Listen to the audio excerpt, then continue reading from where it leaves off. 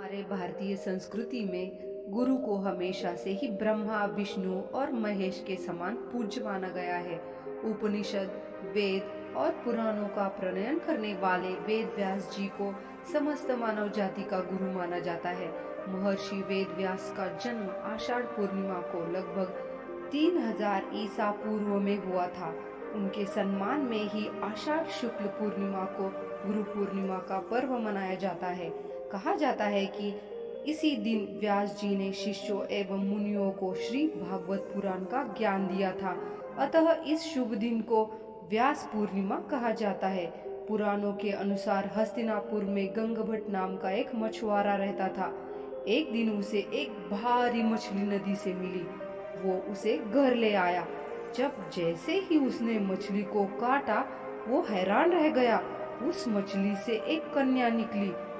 उन मछुआरा दाम्पत्य को कोई संतान नहीं थी, इसलिए वो उस कन्या को पाकर बहुत खुश हुए। उन्होंने उस कन्या का नाम सत्यवती रखा।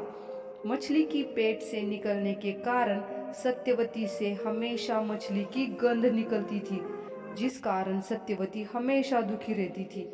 इस कारण से सत्यवती का एक नाम मत्स्यगंधा भी पड़ा था। उसकी सहेलियां हमेशा उसका मजाक बनाती।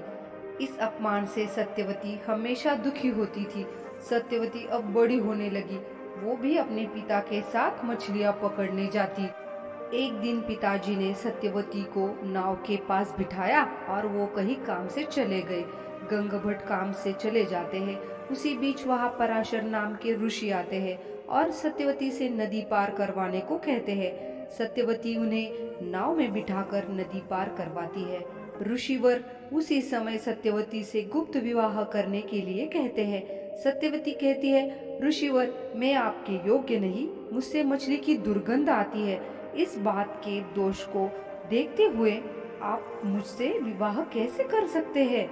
ऋषि पराशर ने कहा, अभी से तुम्हारी मछली की नहीं, कस्तूरी की सुगंध आएगी।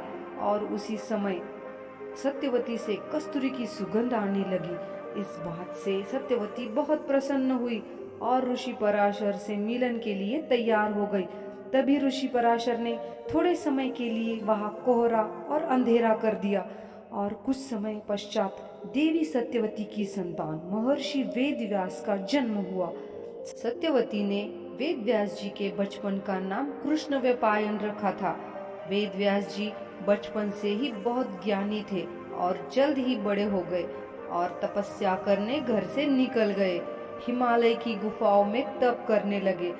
बद्रीवन में भी कठोर तप किया।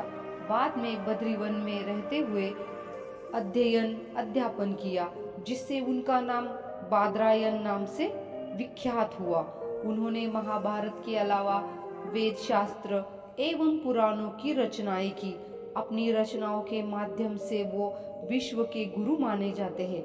गुरु पूर्णिमा के दिन जन्मे वेद व्यास जी के नाम पे ही इस पर्व को व्यास पूर्णिमा भी कहा जाता है। महर्षि वेद व्यास जी ने वेदों को अलग अलग खंडों में बांटकर उनका नाम ऋग्वेद, यजुर्वेद, सामवेद और अथर्ववेद रखा। वेदों का इस प्रकार से विभाजन करने के कारण ही वो वेद व्यास के नाम से प्रसिद्ध हुए और आज वेद व्यास जी विश्व के प्रथम गुरु के रूप में याद किए जाते हैं।